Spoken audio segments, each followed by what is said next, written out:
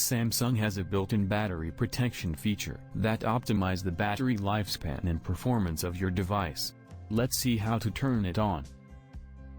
To begin, open the Settings application. Swipe up to go down. And find Battery. Tap on it.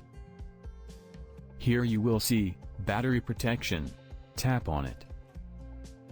By default the battery protection function is turned off. Simply tap the slider to turn it on. After turning on, it will be selected as Basic, which provides a basic level of protection for your battery and ensures that your phone is charged to at least 95%. If you select Adaptive, it will provide moderate protection for people who charge their phones overnight.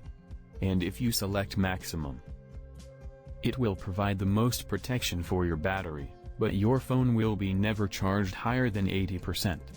Choose the one which is suitable to you.